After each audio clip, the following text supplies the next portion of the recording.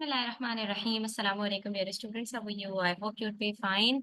आज हम करने वाले हैं नेट्स ऑफ सॉलिड फिगर्स के बारे में डिस्कशन। तो वीडियो एंड तक देखिएगा, स्किप मत कीजिएगा। सबसे पहले हम ये समझ लेते हैं कि सॉलिड फिगर्स हमारे पास क्या होती हैं और उनकी प्रॉपर्टीज क्या क्या होती हैं। ठीक है, तो बच्चों अभी तक आप जो शेप्स पढ़ते आए थे वो 2D शेप्स थी। अब आपके पास जो शेप्स होंगी वो 3D शेप्स होंगी। ठीक है, अब 3D शेप्स और 2D शेप्स में क्या फर्क होता है? तो आपके पास जिन शेप्स के अंदर सिर्फ दो डायमेंशंस हो, एक लेंथ हो और एक ब्रेथ हो, यानी एक लंबाई हो और एक उसकी चौड़ाई हो, ऐसी शेप्स को हम कहते हैं 2D शेप्स, 2 डायमेंशनल शेप्स। लेकिन वो शेप्स जिसके अंदर हमारे पास एक हाइट भी आ जाए, ऐसी शेप्स को हम 3 डायमेंशनल कहते हैं। जैसे मेरे पास ये एक स्क्वायर है।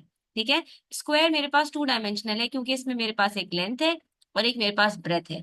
लेकिन इसी के अंदर अगर मैं एक हाइट डाल दूं, यानी कि इसको एक बॉक्स बना दूं, अभी आप देख सकते हैं कि हर कॉर्नर पे मेरे पास 2 डायमेंशंस आ रही हैं, एक और दो।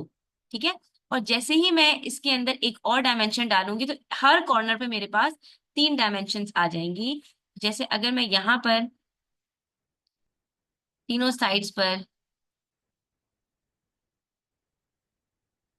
ये देखिए, मेरे पास यहाँ पर हर साइड पर एक हाइट बन गई और ये मेरे पास बन गया एक क्यूब। ठीक है, तो ऐसी शेप्स को हम 3 डायमेंशनल कहते हैं कि जिसके हर कॉर्नर पे हमारे पास 3 साइड्स आ रही है।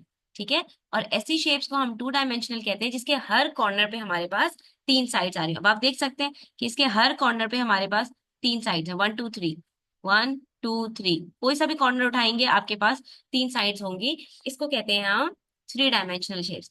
इन्हीं 3 डायमेंशनल शेप्स को जब 2D शेप के अंदर हम रिप्रेजेंट करते हैं, इसको पूरा खोल देते हैं। जैसे अगर मैं इसको खोल दूं, सबसे पहले मेरे पास एक बेस है। ठीक है, तो मैं यहाँ पे क्या करूंगी, एक बेस बनाऊंगी। उसके बाद मेरे पास यहाँ पर उसके साथ 4 वॉल्स हैं।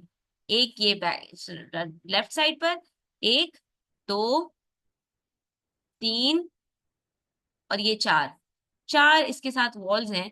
तो मैं क्या करूंगी, इसके साथ 4 वॉल्स लगा दूंगी। 1 2 3 4, चारों साइड्स पे इसके वॉल मैंने लगा दी। लेकिन अभी भी मेरे पास क्या है, एक ऊपर वाला जो टॉप है वो मेरे पास फेस बाकी है। तो उसको मैं किसी भी एंड पर ऐड कर दूंगी, यहाँ पर इस एंड पर ऐड कर दूं या यहाँ पर ऐड कर दूं, किसी भी एंड पर मैं उसको ऐड कर दूंगी। तो मेरे पास ये इसका एक नेट बन जाएगा। अब इसके अंदर आप देख सकते हैं कोई हाइट नहीं है, सारे स्क्वायर्स हैं। तो मैंने क्या किया, एक 3D शेप को पूरा खोल दिया और ये एक 2D नेट बन गया इसका। तो इसको कहते हैं हम representation of a 3D shape, sorry, 2D representation of a 3D shape, यानी एक 3D शेप को 2D शेप के अंदर रिप्रेजेंट करना, उसको शो करना, उसको एक्सप्रेस करना, उसको दिखाना। तो उसको कहते हैं हम 2D रिप्रेजेंटेशन। तो नेट्स ऑफ सॉलिड फिगर्स के अंदर हम इसी चीज को डिस्कस करते हैं कि हमारे पास जो क्यूब है, अगर हम उसको सारे उसके फेसेस को खोल दें तो वो हमें कैसा दिखेगा। क्यूबॉइड की बात करें तो उसके भी सारे नेट्स को अगर हम खोल दें तो वो हमें कैसा दिखेगा। तो बच्चों हम यहाँ पर एक एक करके सबको डिस्कस करते जाएंगे। ठीक है, ये तो हो गई क्यूब की बात। क्यूब के अंदर तमाम फेसेस एक जैसे होते हैं, तमाम फेसेस स्क्वायर होते हैं। लेकिन अगर हम यहाँ पर क्यूबॉइड की बात करें तो क्यूबॉइड के अंदर हमारे पास सारे फेसेस एक जैसे नहीं होते। ठीक है, इसके अंदर लेंथ, ब्रेथ और हाइट में डिफरेंस होता है।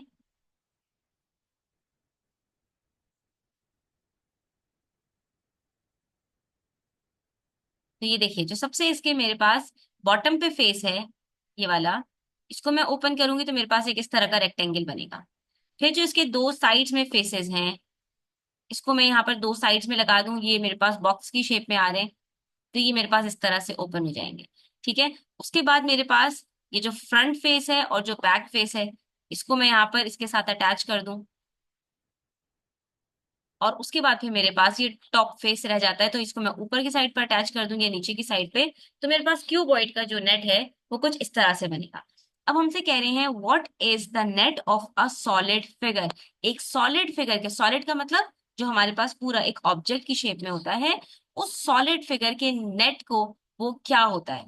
तो अ 2D representation of a 3D shape, बिल्कुल एक 3D शेप की, क्योंकि एक सॉलिड फिगर एक 3D शेप होता है।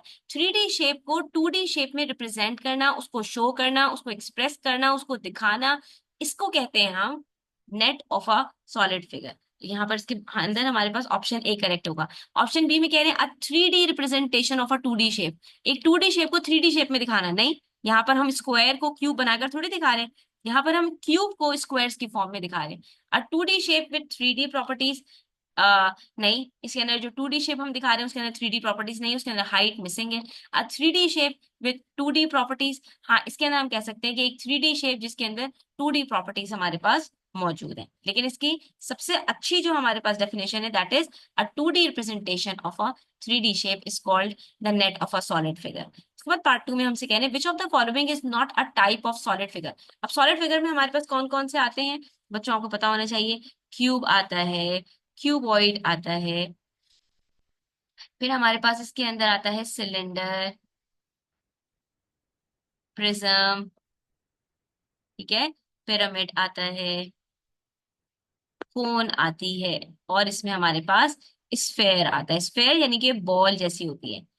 कोन, कोन जो आप आइसक्रीम की कोन खाते हैं वो बिल्कुल वैसी होती है। आइसक्रीम की कोन की बात करें तो हमारे पास ये कुछ इस तरह से वी की शेप में होता है और ऊपर एक सर्कुलर फेस होता है इसका, ठीक है। तो इसको जब हम ओपन करते हैं तो ये हमारे पास कुछ इस तरह से दिखता है। इसको आप बनाकर देखिएगा।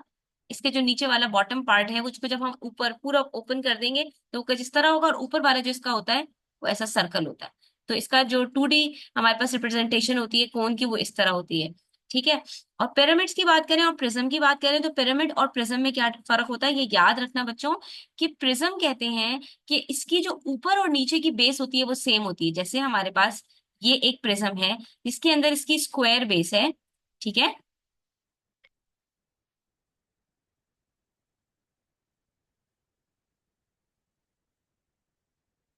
और इसको मैं आपको दिखाऊं, इसके अंदर क्या होगा कि जब हम इसकी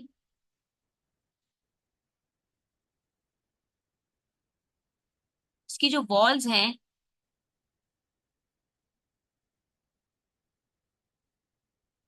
उसको कनेक्ट करेंगे तो ऊपर भी हमारे पास ये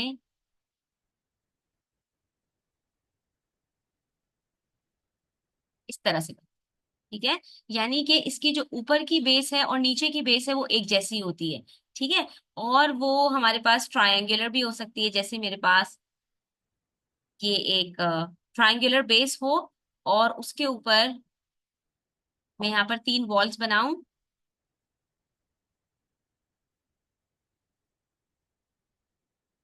और फिर इनको आपस में कनेक्ट कर दूं।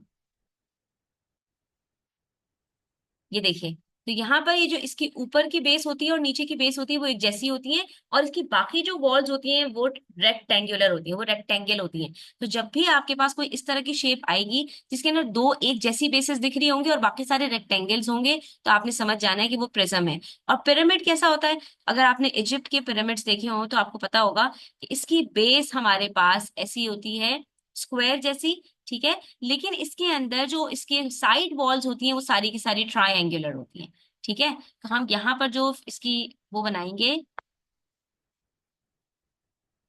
सारे ट्रायंगल्स होते हैं, एक, दो, और ये तीन, चार, ठीक है। तो ये सारे जाकर एक पॉइंट पर जमा हो जाते हैं, ठीक है। तो ये फर्क होता है प्रिज्म में और पिरामिड के अंदर, ठीक है। और सिलेंडर तो आपको पता है सिलेंडर कैसा होता है। सिलेंडर तो ये एक ऊपर इसके एक सर्कल होता है और एक इसके नीचे सर्कल होता है, और उसके बाद इसके अंदर इसकी एक वॉल होती है, ठीक है। तो जब आप इसको ओपन करेंगे तो ये कैसा दिखेगा, एक रेक्टेंगल होगा, ठीक है। और इसके साथ साथ एक ऊपर बॉल होगी और एक नीचे बॉल, ये इसका नेट होता है, ठीक है। चलो, अब आपसे कह रहे हैं which net corresponds to a cube. Cube के अंदर सारे फेसेस सिक्स फेसेस होते हैं और सब के सब स्क्वायर होते हैं, तो ये हमारे पास पार्ट ई में आएगा, ठीक है। तो बाकी सारे कौन कौन से हैं ये भी देख लेते हैं। अब इसके अंदर आप गौर से देखो, हमारे पास पार्ट ए के अंदर क्या है, स्क्वायर बेस है, ठीक है। स्क्वायर बेस अगर है और उसके साथ ट्राई आपके पास 4 ट्राई हैं, तो आपने समझ जाना है कि ये आपके पास पिरामिड है, ठीक है। जब आप इसको जोड़ोगे तो ये आपके पास शेप कुछ इस तरह से बनेगी। ठीक है, पिरामिड बन जाएगा। उसके बाद हमने अभी डिस्कस किया था कि अगर 4 रेक्टेंगुलर फेस हैं और उसके साथ 2 और फेस लगे हुए हैं तो ये क्यूबॉइड होता है। फिर हमने कहा था कि बेस अगर ट्रायंगल है और उसके साथ भी ट्रायंगल्स हैं, ठीक है, बेस कोई भी हो सकती है, स्क्वायर भी हो सकती है, आपके पास रेक्टेंगल भी हो सकती है और ट्रायंगल भी हो सकती है, उसकी वॉल्स पे डिपेंड करता है और उसके दो बेसिस पे डिपेंड करता है। अगर एक बेस है और उसके साथ सारे ट्रायंगल्स हैं तो आपने समझ जाना है कि ये पिरामिड है। ठीक है, ये ट्रायंगुलर पिरामिड है और जो पहले वाला पिरामिड था वो हमारे पास जो है वो रेक्टेंगुलर या स्क्वायर पिरामिड है। ठीक है। अच्छा, उसके बाद अब आप देखो कि आपके पास यहाँ पर 3 वॉल्स हैं और 2 ट्रायंगल्स हैं।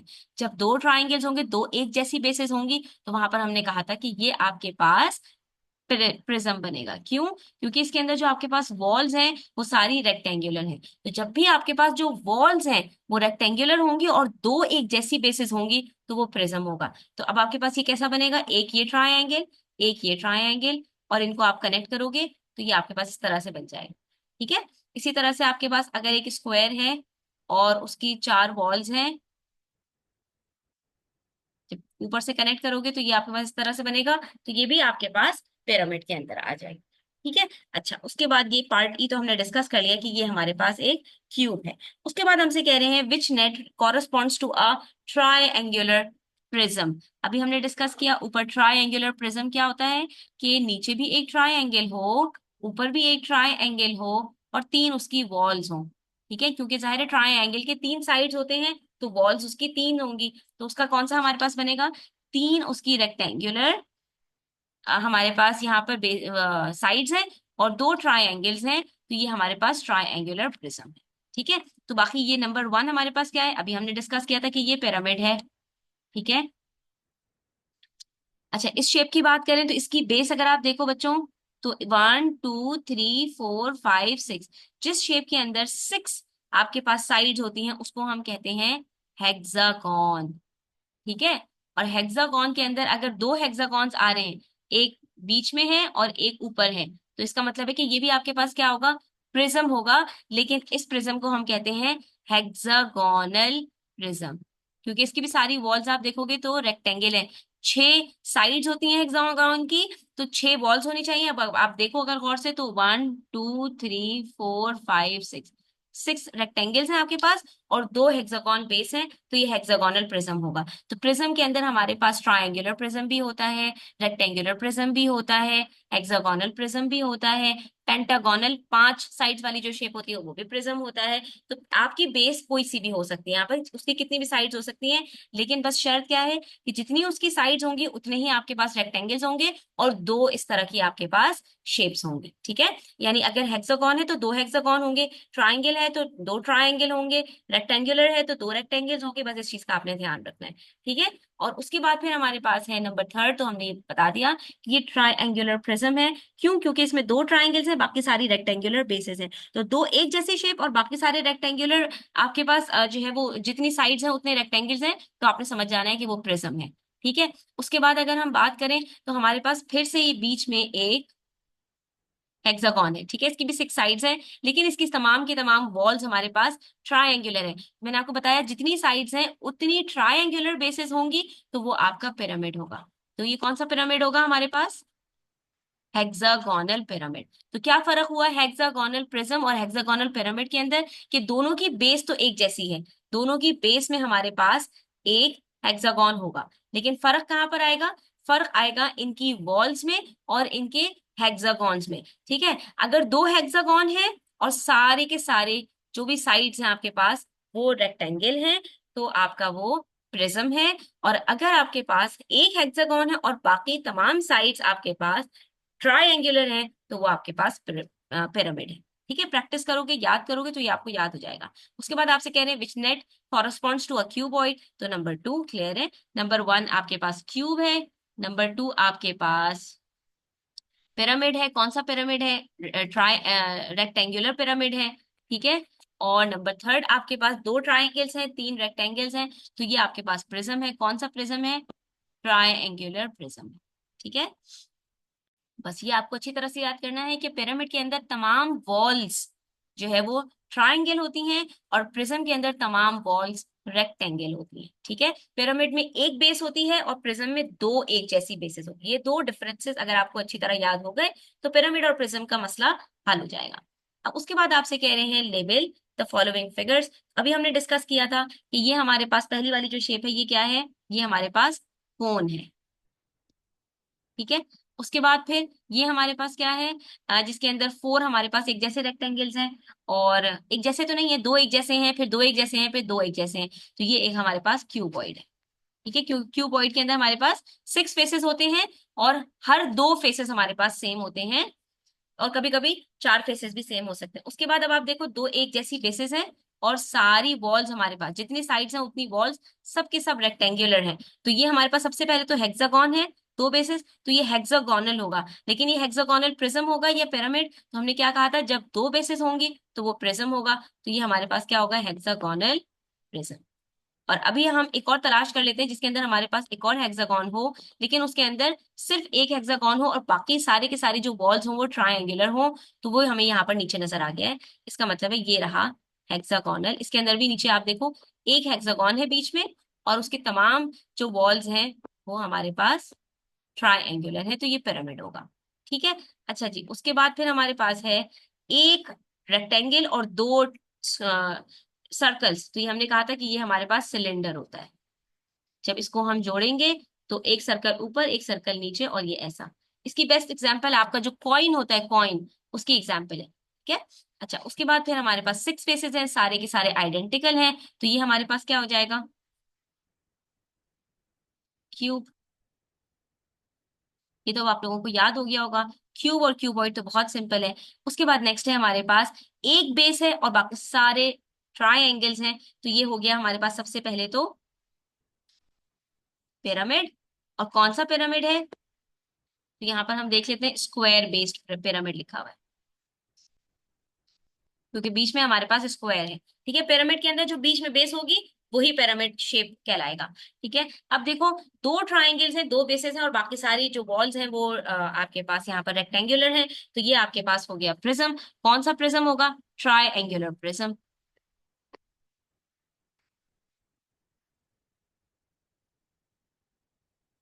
और उसके बाद आपके पास आ गए यहाँ पर एक ट्राइंगल, और इसकी सारी बेसेस, इसकी एक बेस है और इसके साथ तीन ट्राइंगल्स और हैं। जब इसको हम जोड़ेंगे बच्चों तो ये कुछ ऐसा बनेगा।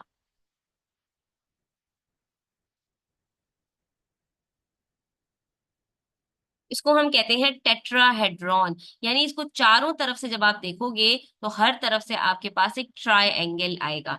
ठीक है, तो इस शेप को हम क्या कहते हैं, टेट्रा। Tetra means four.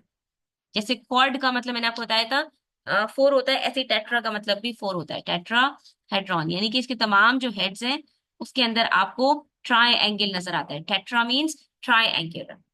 ठीक है बच्चों, आई होप कि आपको ये अच्छी तरह से क्लियर हो गया होगा। स्टिल कोई क्वेश्चंस हो, क्वेरीज हो, कमेंट सेक्शन में आप पूछ सकते हैं। Thanks for watching the video till the and. अपने फ्रेंड्स के साथ ज्यादा से ज्यादा शेयर करें ताकि ज्यादा से ज्यादा बच्चे इससे फायदा उठा सकें। ठीक है, और इंशाल्लाह हम नेक्स्ट वीडियोस के अंदर मजीद कुछ चीजों का रिविजन करेंगे, तो चैनल को सब्सक्राइब करते जाएं। अपना ख्याल रखें, अल्लाह हाफिज।